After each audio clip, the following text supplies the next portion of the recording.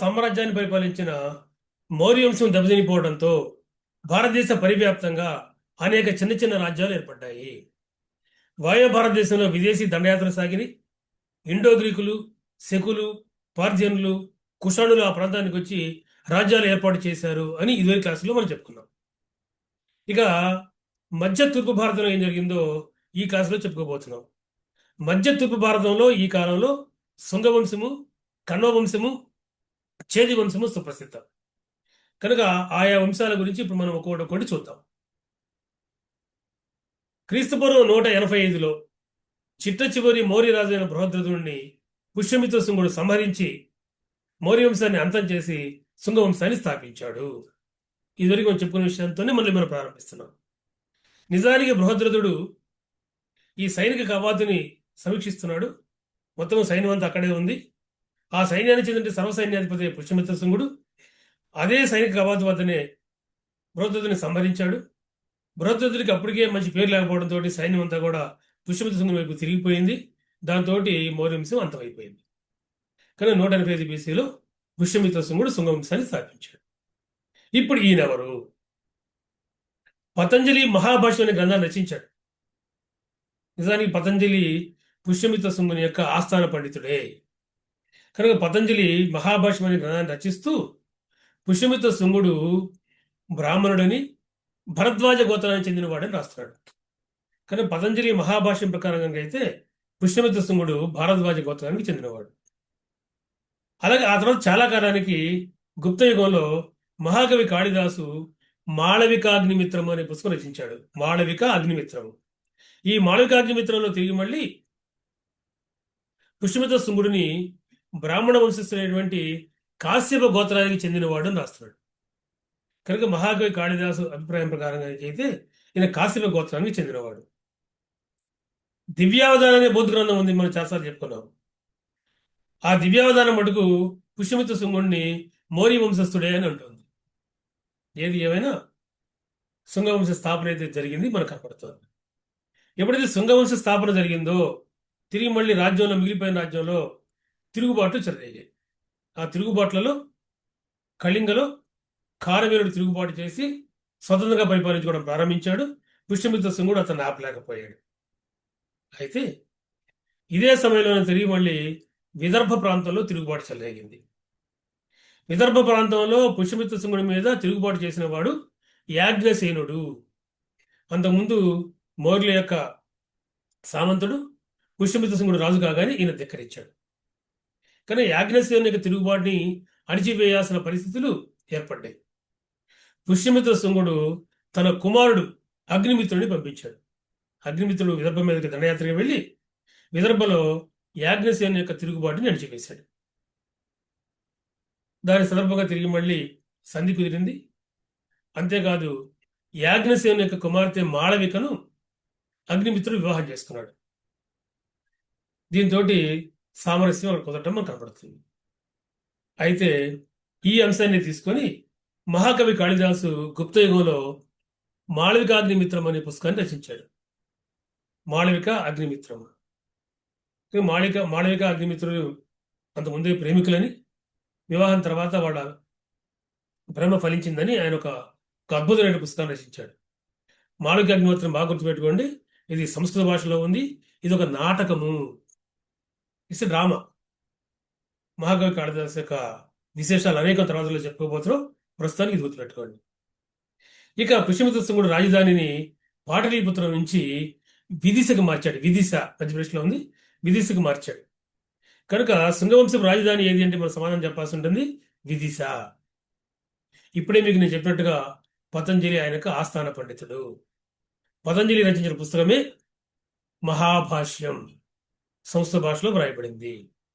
మహాభాష్యం అంటే గొప్ప వ్యాఖ్యానము అని అర్థం, గ్రేట్ కామెంటరీ అని అర్థం. అంటే ఈ మహాభాష్యం అనే పుస్తకము వేరే ఇంకేదో పుస్తకానికి ఒక వ్యాఖ్యాన గ్రంథం. ఏ పుస్తకానికి ఇది వ్యాఖ్యాన గ్రంథం అంటే పాణిని రచించిన అష్టాధ్యాయి అనే గ్రంథానికి ఇది వ్యాఖ్యాన గ్రంథం. కనుక అష్టాధ్యాయాన్ని ఎవరు రచించారంటే పాణిని మహాకవి.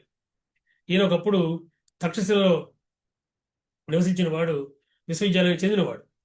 కానీ పాణిని అష్టాధ్యాయి అనే గ్రంథాన్ని రచిస్తే అష్టాధ్యాయి సంస్కృత వ్యాకరణ గ్రంథము. సంస్కృత భాషలో ఇంతవరకు మనకు లభించిన వాటిలో అత్యంత ప్రాచీన గ్రంథం కూడా అష్టాధ్యాయే. ఆ పేర్లో ఉన్నట్టుగానే అష్టాధ్యాయిలో 8 అధ్యాయాలు ఉన్నాయి. దానిని విపులీకరిస్తూ వ్యాఖ్యాన సహితంగా పతంజలి మహాభాష్యాన్ని రచించాడు. మహాభాష్యం కూడా సంస్కృత వ్యాకరణ గ్రంథమే అనే విషయాన్ని మనం గుర్తుపెట్టుకోవాల్సి ఉంటుంది. ఏది ఏమైనా ఆయన ఆస్థాన పండితుడు పుష్యమిత్ర శృంగుడికి. ఇక పుష్యమిత్ర శృంగుడి గురించి అంటే మిగతా అంశాలు కనుక చూస్తే, పుష్యమిత్ర శృంగుడు తిరిగి మళ్ళీ వైదిక మతాన్ని పునరుద్ధరించాడు. అంటే అర్థం ఏంటంటే, మనం చెప్పుకున్నాం మౌర్యులు ఎక్కువగా బౌద్ధ మతాన్ని జైన మతాన్ని ఆదరించారు. కనుక ఆ సమయంలో వైదిక మతం కొంత వెనుకంజ వేసింది. కనుక మౌర్యులు పరిపాలించే రోజుల్లో భారతదేశంలో బౌద్ధ మతం కొంచెం ముందంజలోకి వచ్చింది. మళ్ళీ తిరిగి మౌర్యుల యుగానంతరం అనేక మంది వైదిక మతాన్ని ప్రారంభించారు. అది పుష్యమిత్ర శృంగుడితోనే ప్రారంభమైంది. కనుక పుష్యమిత్ర శృంగుడు వైదిక మతాన్ని ఆదరించడమే కాక ఆయన ఒక రాజసూయ యాగాన్ని 2 అశ్వమేధ యాగాల్ని చేశాడు. ఎవరైనా కొత్తగా కనుక రాజు అయితే వెంటనే రాజసూయ యాగాన్ని చేస్తారు. దివ్యత్వ శక్తులు, మానవాత్మ శక్తులు వస్తాయని ఒక నమ్మకం. అశ్వమేధ యాగం చేయడం ద్వారా తిరిగి మళ్ళీ అనేక ప్రాంతాలు వాళ్ళకి వశమవుతాయి. ఈయన 2వ అశ్వమేధ యాగం చేసినప్పుడు మనకి ఆ యొక్క అశ్వాన్ని యవన రాజు, ఇండోగ్రీక్ రాజు మినాండర్ బంధించాడు అని మనకి తెలుస్తుంది. కనుక ఆ మినాండర్ని పుష్యమిత్ర శృంగుడు ఓడించాడు. కనుక యవన రాజు, ఇండోగ్రీక్ రాజు మినాండర్, ఆయన మనం మిలిందుడు అని కూడా అన్నాం. ఇంత పూర్వ వీడియో చూడండి. ఆ మిలిందుని ఓడించిన వాడుగా పుష్యమిత్ర శృంగుడు కనపడుతున్నాడు. అయితే ఈయన బౌద్ధ మతాన్ని పెద్దగా ఆదరించకపోవడంతో దివ్యావధాన గ్రంథము పుష్యమిత్ర శృంగుడి గురించి ఒక అంశాన్ని తెలియజేస్తోంది. ఈయన అనేక బౌద్ధ మతస్థుల్ని, బౌద్ధ భిక్షువుల్ని సంహరించాడని, సంఘారామాలను ధ్వంసం చేశాడని, ఇతను బౌద్ధ మత వ్యతిరేకి అని దివ్యావధాన గ్రంథం రచిస్తోంది. గ్రంథాలను యాజిటీస్గా మనం నమ్మం కాబట్టి ఇతర ఆధారాలు కనుక చూస్తే అటువంటి చారిత్రక ఆధారాలు ఇంకేవీ లభించలేదు. కనుక పుష్యమిత్ర శృంగుడు బౌద్ధ మతాన్ని వ్యతిరేకించాడనేది వరకు అవాస్తవం. వైదిక మతాన్ని పునరుద్ధరించడమే ఏం చేసిన పని. అంతేకాదు, అశోకుడి కాలంలో సాంచి, బార్హుత్ బౌద్ధ స్తూపాలు కట్టబడితే ఆ సాంచి, బార్హుత్ బౌద్ధ స్తూపాలకి ఈయన పుష్యమిత్ర శృంగుడు తోరణ ద్వారాలను ఏర్పాటు చేశాడు, గేట్ వేస్ని ఏర్పాటు చేశాడు. ఆ ఫోటోలో మీరు చూడొచ్చు తోరణ ద్వారాలు. కానీ బౌద్ధ మత వ్యతిరేక కనుక అయితే ఈ పని చేయలేడు కాబట్టి ఈయన బౌద్ధ మత వ్యతిరేక కాదు, పరమస్థానాన్ని పాటించాడు. కాకపోతే వైదిక మతాన్ని ఇతను ఆదరించాడు మనకు కనబడుతుంది. కనుక ఇదే పుష్యమిత్ర శృంగుడు తిరిగి మళ్ళీ అయోధ్యలో కూడా ఒక శాసనాన్ని వేయించాడు. కనుక అయోధ్యలో శాసనాన్ని వేయించిన వాడుగా పుష్యమిత్ర శృంగుడు కనపడుతున్నాడు. అంటే ఆ ప్రాంతం వరకు ఈయన పరిపాలించగలిగాడు. అంటే ఉత్తర భారతదేశంలో అటు పూర్వకాలపు కోసల రాజ్యం వరకు, ఇటు మధ్యప్రదేశ్లో విదిశ ప్రాంతం వరకు, మరోవైపున బీహార్ ప్రాంతం వరకు ఉన్న రాజ్యాన్ని పుష్యమిత్ర శృంగుడు పరిపాలించాడు. ఇక్కడ మనకు విశేషం తెలుస్తుంది. ఈ కాలం నాటికి తక్షశిల, వాడు పాకిస్తాన్లో తక్షశిలలో యాంటియాల్కెడస్ అని పేరు. యాంటియాల్కెడస్ ఈయన ఇండో గ్రీక్ రాజు, ఆయన పరిపాలన చేస్తున్నాడు.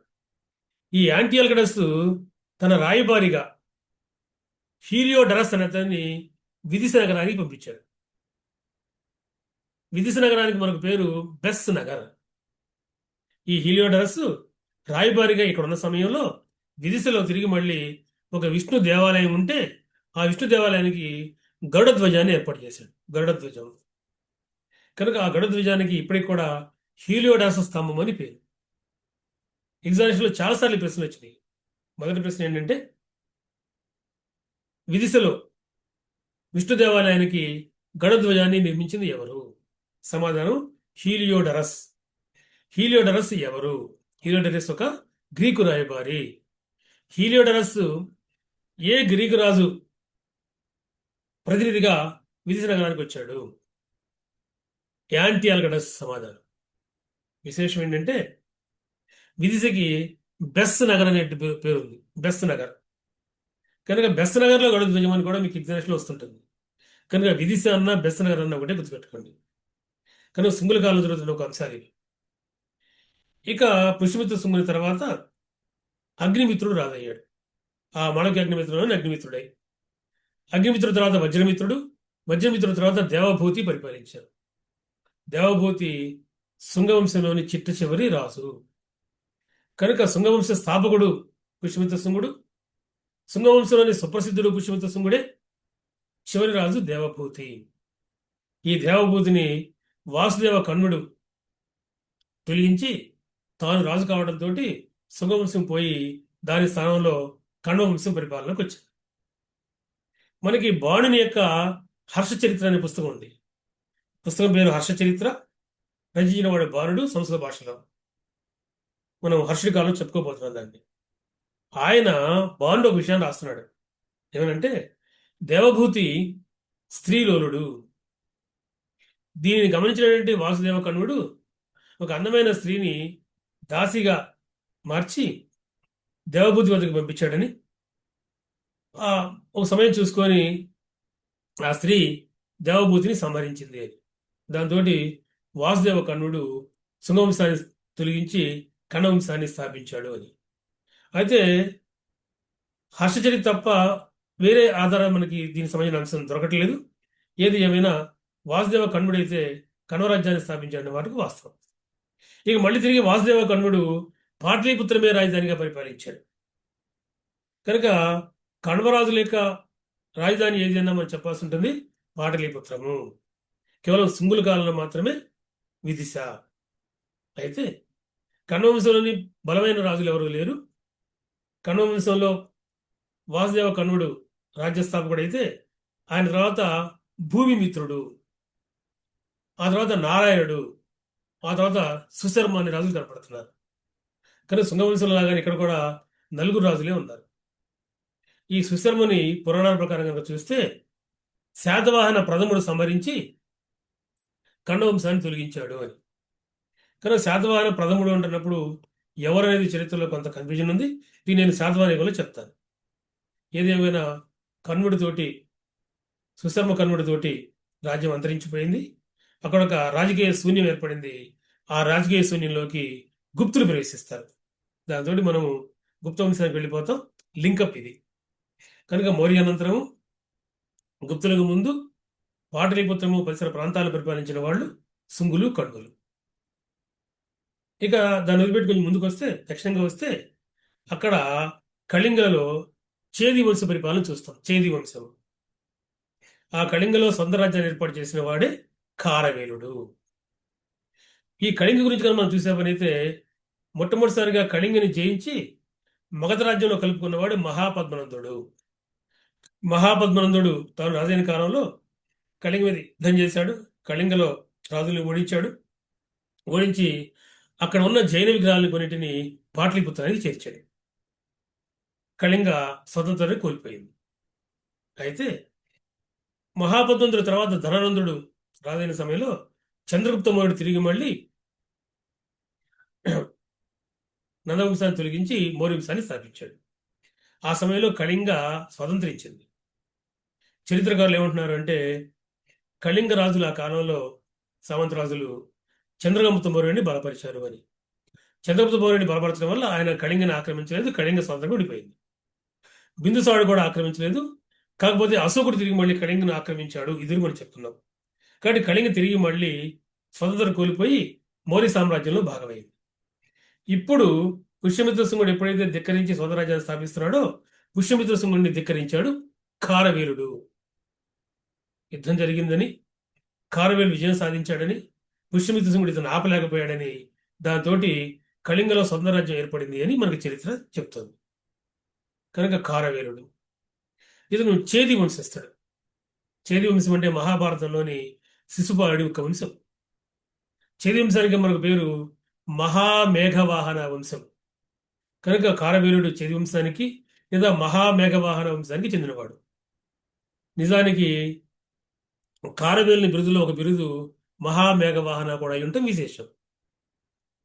కనుక తిరిగి మళ్ళీ కళింగ తన యొక్క వైభవాన్ని ఈ ఖారవేలు కాలంలోనే చవిచూస్తాం. ఖారవేలుడి గురించి మనకు తెలియజేసిన శాసనమే తిరిగి మళ్ళీ హాతీ గుంఫా శాసనం. హాతీ గుంఫా శాసనం. హాతీ అంటే ఏనుగు, గుంఫా అంటే గుహ. కాబట్టి ఆది గుంఫా శాసనం ఈయన యొక్క ముఖాన్ని పోలేటువంటి ఒకనొక గుహ ఆది గుంఫా శాసనం. ఇది ఇవాళ భువనేశ్వర్ సమీపంలోని ఉదయగిరి గుహల్లో ఉంది. ఉదయగిరి ఖండగిరి గుహలు అక్కడ ప్రసిద్ధి. ఆ ఉదయగిరి గుహలలో ఒక గుహ ఈ ఆది గుంఫా శాసనం. ఇక్కడ కారవేళిక శాసనం మనకు కనపడుతుంది. ఈ ఆది గుంఫా శాసనం కూడా ప్రాకృత భాషలో బ్రాహ్మీ లిపిలో వ్రాయబడింది. కారవేలు యొక్క దిగ్విజయ దండయాత్రని, ఆయన సాధించిన ఘనకార్యాలని, ఆయన చేసిన జైన మత సేవని ఇది వర్ణిస్తుంది. కనుక ఈ శాసనం నుంచి మళ్ళీ మనకి కారవేలుడికి మహామేఘవాహనుడు, మహా విజయుడు, కళింగ చక్రవర్తి, కళింగాధిపతి అంటే బిరుదులు ఉన్నాయి అని మనకు తెలుస్తుంది. దీని ఆధారంగా తిరిగి మళ్ళీ కారవేలుడు బహసతి మిత్రను ఓడించాడు అని తెలుస్తుంది. బహసతి మిత్ర అంటే ఎవరు అంటే పుష్యమిత్ర శృంగుడు అని చరిత్రకారులకు అభిప్రాయం. కాబట్టి పుష్యమిత్ర శృంగుడిని ఆదిగుంఫా శాస్త్రం ఏమని పేర్కొన్నది అంటే మనం సమాధానం చెప్పాల్సి ఉంటుంది, బహసతి మిత్ర.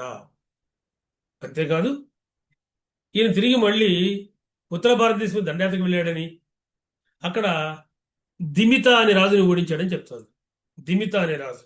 ఈ దిమిత ఎవరంటే ఇండో గ్రీక్ రాజు, అంటే యవన రాజు డెమిట్రియస్ అని కొంతమంది చరిత్రకారులు అంటున్నారు.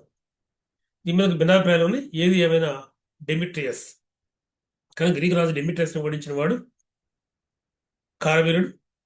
బహుశా ఆ తర్వాత కొద్ది కాలానికి మినాండర్ అక్కడ రాజు అయి ఉంటాడు. ఆ మినాండర్ని పుష్యమిత్ర శృంగుడు ఓడించాడని ఇంతకుముందు క్లాసులో మనం చెప్పుకున్నాం. కనుక ఏది ఏమైనా బహస్త దిమిత్రని ఓడించాడు, దిమిత్రని ఓడించాడు. అంతేకాదు కారవేలుల యొక్క ఆదిగుంఫా శాస్త్రం తెలియజేస్తుంది.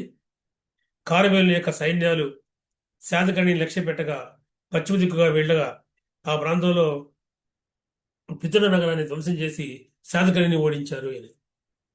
శాతకర్ణి ఎవరు, పితృ నగరం ఎవరు అనేది అన్ని కొంత చరిత్రకారులు ఆలోచనలు పడినప్పటికీ బహుశా మొదటి శాతకర్ణి, రెండవ శాతకర్ణి ఆ కాలం అనేది అర్థమవుతుంది. దాని గురించి నేను శాతవాహనికంలో చాలా డీటెయిల్గా చెప్తాను.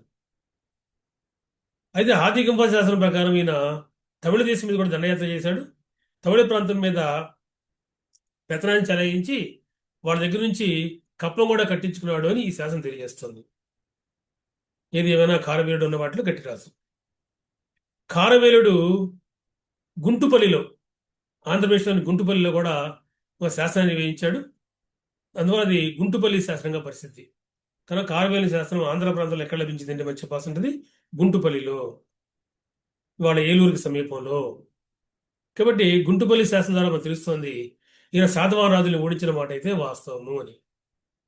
ఇక ఇదే కారవేలుడు తిరిగి మళ్ళీ జైన మతాన్ని ఆదరించాడు.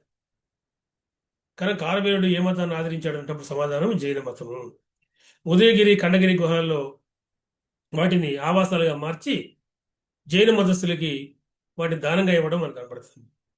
అక్కడే తిరిగి మళ్ళీ కుమారీయ పర్వతం అనే పర్వతం దగ్గర జైన మత సమావేశాన్ని కూడా ఏర్పాటు చేయించాడు ఈయన. కనుక జైన మతానికి చెందినటువంటి బలమైన వాడైన. అంతేకాదు తాను పాటలీపుత్రాన్ని జయించిన సందర్భంగా పుష్యమిత్ర శృంగుని ఓడించి నందుల కాలంలో కళింగ నుంచి ఏ విగ్రహాన్ని పట్టుకెళ్ళాడో మహాపద్మంతుడు, ఆ జైన తీర్థంకర విగ్రహాలు తిరిగి ఈయన కళింగ పట్టుకొచ్చి అక్కడ వాటిని ప్రతిష్ఠించాడు. జైన మతానికి బలమైన సేవ చేసిన వాడు కారవేలుడు. అంతేకాదు ఈయన జైన మతాన్ని ఆదరించినప్పటికీ అన్ని మతాలను సమానంగా గౌరవించాడు.